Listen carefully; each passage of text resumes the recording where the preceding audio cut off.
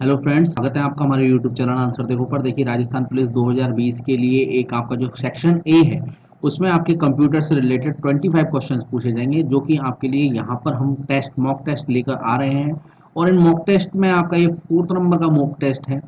देखिए, यहाँ आपको जो हमने ये टेस्ट दिया है, तो इस टेस्ट में आप कंप्यूटर के जो हमने क्वेश्चंस पूछे हैं उन क्वेश्चंस में से आपको कितने क्वेश्चंस आते हैं आप जरूर हमें कमेंट करके बताएं। अगर आपको वीडियो अच्छा लगता है तो वीडियो को लाइक जरूर करें, शेयर करना ना भूलें इसको अपने फ्रेंड्स के साथ में, और साथ ही बेल आइकन और हमारा यूट्यूब चैनल सब्सक्राइब करना ना भूलें। तो स्टार्ट करते हैं आज का वीडियो। देखिए, पहला प्रश्न है आपका कोबोल है।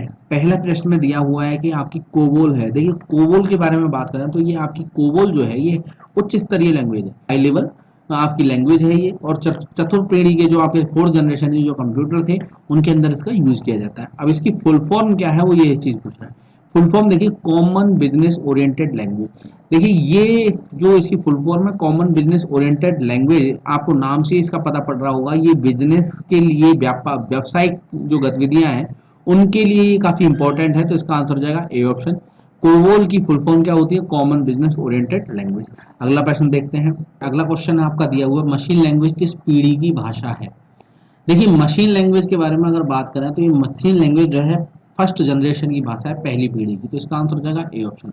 और मशीन लैंग्वेज का मतलब क्या था? मशीन लैंग्वेज का मतलब था जो सीधे कंप्यूटर के द्वारा समझी जाती थी, उस लैंग्वेज को हम क्या कहते थे? Machine language. मतलब जो भाषा, वह भाषा जो किसी अनुवादक प्रोग्राम की सहायता से सीधे कंप्यूटर के द्वारा समझी जाती थी, मशीन लैंग्वेज कहलाती थी। अब इसमें क्या होता था कि जीरो और वन, आपके जीरो और जो वन है, ठीक है, इनको ही समझ पाता था कंप्यूटर। और मशीन लैंग्वेज के अंदर जो दिशा निर्देश थे वो जीरो और वन का ही समावेश होते थे। ठीक है, तो इसका जो आंसर हो जाएगा आपका ए ऑप्शन बिल्कुल सही आंसर होगा। अगला प्रश्न है आपका। अगला प्रश्न दे रखा है इंटरनेट पर प्रयुक्त कंप्यूटर लैंग्वेज है। देखिए, इंटरनेट पर प्रयुक्त जो कंप्यूटर लैंग्वेज है वो होती है आपकी जावा। तो इसका आंसर हो जाएगा बी ऑप्शन। देखिए, ये जो जावा है ये प्रोग्रामिंग लैंग्वेज है, ठीक है, प्रोग्रामिंग लैंग्वेज है। और इसके बारे में अगर बात करें तो ये जो सन माइक्रो सिस्टम, ठीक है, सिस्टम्स के जो जेम्स और गोसलिंग, जेम्स गोसलिंग, इनके द्वारा ये विकसित की गई थी। अब ये कब की गई थी? ये की गई थी 1995 में, ठीक है। और इसे सन माइक्रोसिस्ट के जो जावा प्लेटफॉर्म के मुख्य अवयव के रूप में भी रिलीज किया गया। तो इसका आंसर हो जाएगा बी ऑप्शन। अगला प्रश्न देखते हैं। देखिए, अगला प्रश्न है किस उच्च स्तरीय भाषा को भविष्य की बेसिक भी कहा गया है? देखिए, भाषा जो है वो है आपकी पीएल। तो इसका आंसर हो जाएगा बी ऑप्शन। पीएल जो है ये है प्रोग्रामिंग लैंग्वेज, ठीक है। और इसको कृत्रिम भाषा भी कहते हैं, ये कृत्रिम भाषा है। और इसकी डिजाइन के बारे में बात करें तो इसकी डिजाइन इस प्रकार से की गई है कि इसके लिए किसी भी तरीके की कंप्यूटेशन की आवश्यकता नहीं पड़ती है, ठीक है। तो इसका आंसर हो जाएगा बी ऑप्शन। अगला प्रश्न देखते हैं। अगला प्रश्न है आपका एल्गोल है। देखिए, एल्गोल का मतलब होता है आपका एल्गोरिथम लैंग्वेज। एल्गोल का मतलब है एल्गोरिथम लैंग्वेज। तो इसका आंसर हो जाएगा बी ऑप्शन, एल्गोरिथम लैंग्वेज। और देखिए, ये जो है एल्गोल जो है ये उच्च स्तरीय लैंग्वेज है, हाई लेवल लैंग्वेज, ठीक है, हाई लेवल लैंग्वेज है ये। और इसकी अगर बात करें तो ये कार्य ये कहाँ काम आती है? ये वैज्ञानिक संगणनाओं के काम में आती है, वैज्ञानिक संगणनाओं में, ठीक। तो संगणनाओं में ये काम में आती है। तो इसका जो आंसर होगा, आंसर हो जाएगा बी ऑप्शन, एल्गोरिथम लैंग्वेज है इसका मतलब, एल्गोल का मतलब। और इसका जो यूज है ये वैज्ञानिक संगणनाओं में यूज में आती है और हाई लेवल लैंग्वेज है। अगला प्रश्न देखते हैं। देखिए, अगला प्रश्न है फोर्ट्रॉन है। फोर्ट्रॉन की यहाँ पे फुल फॉर्म के बारे में बात कर रहे हैं कि फोर्ट्रॉन क्या चीज़ है। देखिए, फोर्ट्रॉन जो है फॉर्मूला ट्रांसलेशन है, इसकी फुल फॉर्म फॉर्मूला ट्रांसलेशन, ठीक है। इसका उपयोग क्या है? इसका गणितीय, आपका गणितीय वैज्ञानिक इसमें यूज किया जाता है, वैज्ञानिक उद्देश्यों के लिए इसका यूज किया जाता है, ठीक है। फोर्ट्रॉन का ये हाई लेवल लैंग्वेज है, आपको याद रखना है, ये हाई लेवल लैंग्वेज है फोर्ट्रॉन। और इसका जो जो इसके डिजाइन किया गया था, ये किया गया था जॉन जॉन बक्स के द्वारा, ठीक है, जॉन बैक्स के द्वारा। और इसका जो आईबीएम ने इसमें क्या किया, इसका आईबीएम है इसके निर्माताकर्ताओं में, ठीक है। तो इसका आंसर हो जाएगा आपका ए ऑप्शन। अगला प्रश्न देखते हैं। अगला प्रश्न है आपका कंप्यूटर भाषा फोर्ट्रॉन का उपयोग किस क्षेत्र में किया जाता है? देखिए, अभी मैंने आपको बताया फोर्ट्रॉन का उपयोग किया जाता है वैज्ञानिक क्षेत्र में। तो इसका आंसर हो जाएगा सी ऑप्शन, विज्ञान के क्षेत्र में। देखिए, अगला प्रश्न बेसिक है। देखिए, बेसिक जो है ये beginners all purpose symbolic instruction code है, इसका full form basic all purpose symbolic instruction code, इसकी फुल फॉर्म होती है। तो इसका आंसर हो जाएगा सी ऑप्शन। देखिए, इसके जो डिजाइनर थे, इसके डिजाइनर थे जॉन जी कैमेनी, ठीक है, कैमेनी ये इसके डिजाइनर थे एक तो, और एक इनके साथ में थे आपके थॉमस ई कर्ट्ज, ठीक है, ये इसके डिजाइनर थे, जॉन जी कैमेनी और ये थॉमस ई कर्ट्ज इसके डिजाइनर रहे हैं, ठीक है। और इसके बारे में अगर बात करें तो देखिए इसका जो उपयोग किया जाता है ये प्रारंभ में सरल भाषाओं को सिखाने के लिए इसका उपयोग किया जाता है, तो इसका आंसर हो जाएगा सी ऑप्शन। अगला प्रश्न है आपका, देखिए अगला प्रश्न पास्कल है। पास्कल क्या है? पास्कल एक उच्च स्तरीय लैंग्वेज है, तो इसका आंसर हो जाएगा ए ऑप्शन, उच्च स्तरीय लैंग्वेज है, ठीक है। और इसकी बात करें तो देखिए इम्परेटिव और ये प्रोसीजरल प्रोग्रामिंग भाषा है, ये इम्परेटिव और प्रोसीजरल प्रोग्रामिंग भाषा है, ठीक है। और इसका डिजाइन जो किया गया था 1968 में इसका डिजाइन किया गया था, 68 में इसके निकोलस रूथ द्वारा, निकोलस रूथ के द्वारा इनका इसका डिजाइन किया गया था, ठीक है। और यह एक छोटी और दक्ष भाषा है, ठीक है, और अच्छे प्रोग्रामिंग आचरण के लिए बनाई जा सकती है, बनाई गई थी, जिसमें डेटा स्ट्रक्चर का उपयोग करके आपका स्ट्रक्चर प्रोग्रामिंग की जा सकती है, ठीक है, इसके अंदर। तो इसका आंसर हो जाएगा ए ऑप्शन। अगला प्रश्न है आपका, देखिए अगला प्रश्न रखा कंप्यूटर इंस्ट्रक्शन लिखने के प्रोसेस को कहते हैं। देखिए जो कंप्यूटर का जो इंस्ट्रक्शन जो लिखे जाते हैं तो उसको हम बोलते हैं कोडिंग, तो इसका आंसर हो जाएगा बी ऑप्शन। कोई भी प्रोग्राम होता है, प्रोग्राम लिखा जाता है तो वहां पे कोडिंग की जाती है, तो वहां पे इंस्ट्रक्शन देने के लिए कोडिंग की जाती है, तो इसका आंसर हो जाएगा बी ऑप्शन। अगला प्रश्न देखते हैं, अगला प्रश्न दे रहा हो कंप्यूटर भाषा जावा के आविष्कारक हैं। देखिए जावा के जो आविष्कारक हैं वो है सन माइक्रो सिस्टम, तो इसका आंसर हो जाएगा बी ऑप्शन। मैं आपको पहले बता चुका हूँ, सन माइक्रो सिस्टम ने इसका जावा का आविष्कार किया था। और जो अधिकतर आपका जो अभी जो इंटरनेट पे जो यूज की जाती है वो भाषा है आपकी जावा, तो इसका आंसर हो जाएगा बी ऑप्शन। अगला प्रश्न है आपका, देखिए अगला प्रश्न है निम्न में से किस भाषा को कंपाइलर की जरूरत नहीं होती, किस भाषा में कंपाइलर की जरूरत नहीं होती है। देखिए जो कंपाइलर के बारे में बात करें तो कंपाइलर क्या करता है, प्रोग्राम को कंपाइल करता है ये, ठीक है। और ये हाई लेवल लैंग्वेज जो प्रोग्राम होता है उसको कंपाइल करके मशीन लैंग्वेज में आपका कन्वर्ट करता है कंपाइलर, ठीक है। अब यहाँ पूछा जा रहा है कि निम्न में कौन सी भाषा है कंपाइलर की जरूरत नहीं पड़ती है। देखिए सी, सी प्लस प्लस और फॉक्सट्रो इन सब के लिए कंपाइलर की जरूरत पड़ती है, जबकि एचटीएमएल जो है ये लैंग्वेज है हाइपर टेक्स्ट मार्कअप लैंग्वेज जो होती है, ये जो लैंग्वेज है इसके अंदर हमें कंपाइलर जरूरत नहीं होती है, तो इसका आंसर हो जाएगा सी ऑप्शन।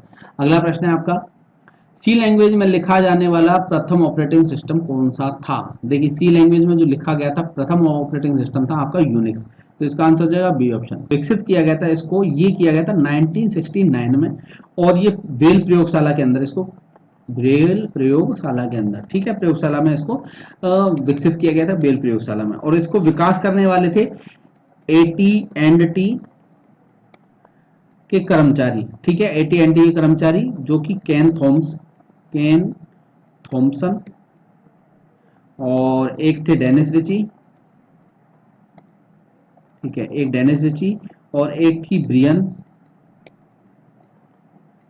कैनरघम, ठीक है, ये इनके साथ में थे, और एक थे डॉगलस मैकेलोरी, और जो ओसाना आदि ये शामिल थे इसके अंदर, काफी कर्मचारी थे इसके अंदर, ठीक है, तो इसका आंसर हो जाएगा बी ऑप्शन। अगला प्रश्न देखते हैं आपका, अगला प्रश्न दिया हुआ है इंटरनेट पर पेज को किस भाषा में लिखा जाता है। देखिए इंटरनेट पर जो पेज को भाषा, जो पेज की भाषा होती है वो होती है एचटीएमएल लैंग्वेज, ठीक है, हाइपर टेक्स्ट मार्कअप लैंग्वेज, तो इसका आंसर हो जाएगा डी ऑप्शन। और इसका जो विकास किया गया था ये 90 के दशक में, इसका विकास किया गया था 90 के दशक में, ठीक है। और ये जो है वेबसाइट बनाने के काम में आती है एचटीएमएल लैंग्वेज, ठीक है, ये वेब डॉक्यूमेंट बनाने के लिए टेक्स्ट का इस्तेमाल भी करते हैं इसके अंदर, तो इसका आंसर हो जाएगा आपका डी ऑप्शन। अगला प्रश्न देखते हैं, देखिए अगला क्वेश्चन है आपका, इंटरनेट पर प्रोग्राम को किस भाषा में लिखा जाता है। देखिए इंटरनेट पर जो भी प्रोग्राम होते हैं उनको जावा भाषा में लिखा जाता है, तो इसका आंसर हो जाएगा बी ऑप्शन जावा। देखिए दोस्तों अगर आपको वीडियो हमारा पसंद आ रहा है या क्वेश्चंस आपको अच्छे लग रहे हैं तो जरूर हमें कमेंट करके बताएं कि आपको इन क्वेश्चंस में से कितने क्वेश्चंस आते हैं, और आपको वीडियो अच्छा लग रहा है तो जरूर हमारे वीडियो को लाइक करें, चैनल को सब्सक्राइब करना ना भूलें, साथ ही बेल आइकन दबाना ना भूलें। अगला प्रश्न देखते हैं आपका, अगला प्रश्न दिया हो असेंबली लैंग्वेज को मशीन लैंग्वेज में बदलने का कार्य कौन करता है। देखिए जो असेंबली लैंग्वेज होती है उसको जो मशीन लैंग्वेज में जो बदलने का कार्य करता है वो करता है असेंबलर, तो इसका आंसर हो जाएगा सी ऑप्शन असेंबलर। असेंबलर का काम होता है लो लेवल लैंग्वेज को आपकी मशीन लेवल लैंग्वेज में आपको बदलते हैं, तो ये इसका आंसर हो जाएगा सी ऑप्शन। अगला प्रश्न है आपका, ASI आस्की जिसको हम बोलते हैं ASCII का पूर्ण रूप है, आस्की के बारे में बात हो रही है, ठीक है। तो ये जो फुल फॉर्म होती है इसका A for American, S for standard, C for आपका कोड, फॉर इंफॉर्मेशन और इंटरचेंज, ये इसके कोड, इसकी फुल फॉर्म होती है। तो इसका आ जाएगा American standard code for information interchange. तो इसका आंसर हो जाएगा सी ऑप्शन। अगला प्रश्न देखते हैं। अगला प्रश्न दे रखा, विश्व का सबसे पहला प्रोग्रामर किसे माना जाता है? देखिए, विश्व का सबसे पहला प्रोग्रामर माना जाता है एडा लवेस को। तो इसका आंसर हो जाएगा एडा, सी ऑप्शन। एडा लवलेस जो है इसकी, इनका पूरा नाम था एडा लवलेस, ठीक है। तो इसका आंसर हो जाएगा सी ऑप्शन। अगला प्रश्न है आपका, किस प्रोग्रामिंग लैंग्वेज को ट्रांसलेट की जरूरत नहीं होती? देखिए, ट्रांसलेट की जो जरूरत नहीं होती है वहां यहाँ पूछा जा रहा है, ऑप्शन दिया हुआ है, high level language, basic, assembly language, machine language, ठीक है। देखिए, जो आपकी मशीन लैंग्वेज होती है इसको ट्रांसलेट करने की जरूरत नहीं पड़ती है। तो इसका आंसर हो जाएगा डी ऑप्शन, क्योंकि जितने भी कंपाइलर आपके, इंटरप्रेटर या असेंबलर जो भी होते हैं, ये सभी क्या करते हैं, ट्रांसलेट करते हैं और आपकी कंप्यूटर की लैंग्वेज जो मशीन लैंग्वेज होती है उसमें इसको कन्वर्ट करते हैं लैंग्वेज को। तो यहाँ आपका मशीन लैंग्वेज जो है इनको कभी भी जरूर आपको इनको ट्रांसलेट करने की जरूरत नहीं पड़ती है। तो इसका आंसर हो जाएगा डी ऑप्शन। अगला प्रश्न है आपका, सी प्लस प्लस भाषा प्रोग्राम को रन करने के लिए किस की का प्रयोग किया जाता है? देखिए, सी प्लस प्लस जो भाषा है इसका प्रयोग करने के लिए C T R L plus F9 जो फंक्शन की है F9, उसको सी टी आर एल के साथ हम फंक्शन की 9 को दबाकर हम क्या करते हैं, प्रोग्राम को रन करते हैं। तो इसका आंसर हो जाएगा ए ऑप्शन।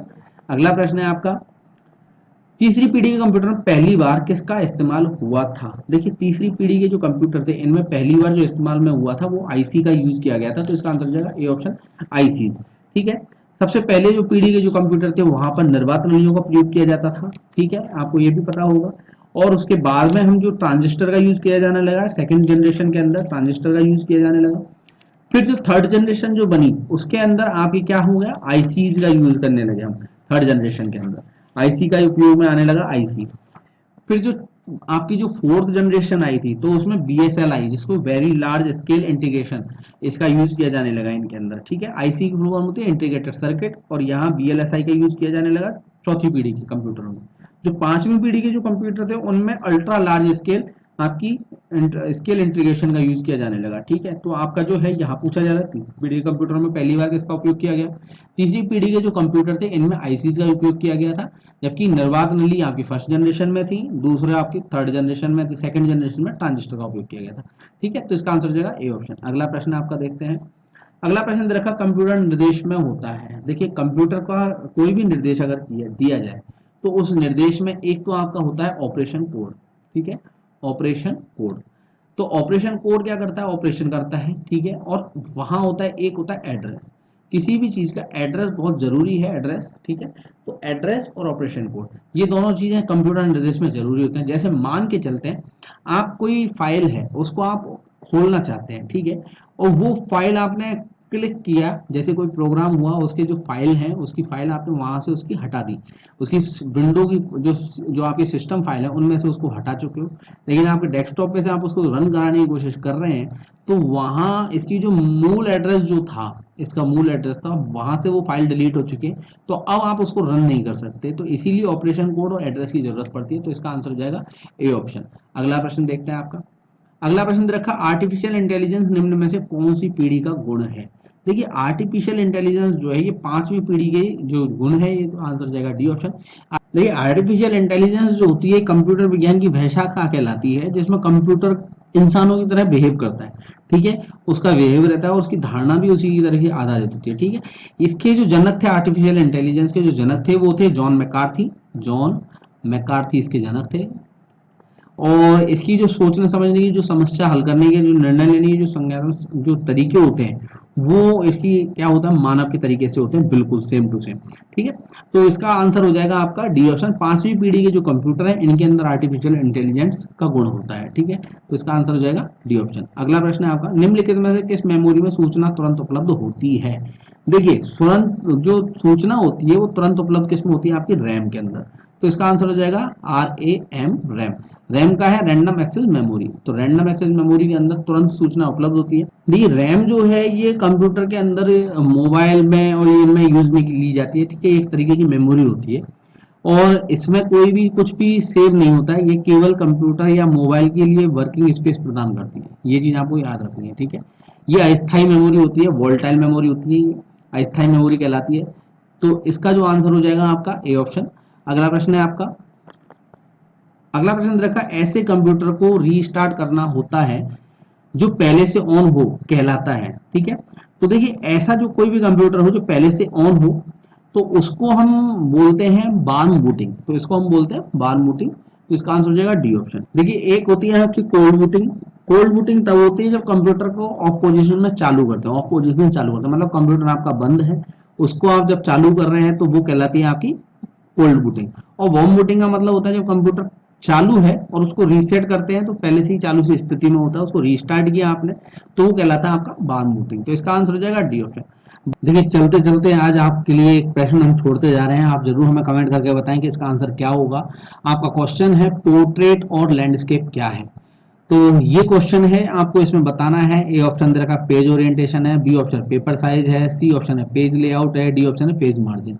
ठीक है, ये आपको आंसर बताना है, जरूर हमें कमेंट करके बताएं आपको आंसर। और आपको वीडियो कैसा लगा, तो वीडियो अच्छा लगा तो आप वीडियो को जरूर लाइक करें, चैनल को सब्सक्राइब करना ना भूलें, साथ ही बेल आइकन दबाना ना भूलें। और इसी तरीके से आपको वीडियोस हम देते रहेंगे, आप जरूर वीडियो को देखें। अगर आपको अच्छे लगते हैं तो ज्यादा से ज्यादा इसको शेयर करें अपने फ्रेंड्स के साथ में। धन्यवाद दोस्तों।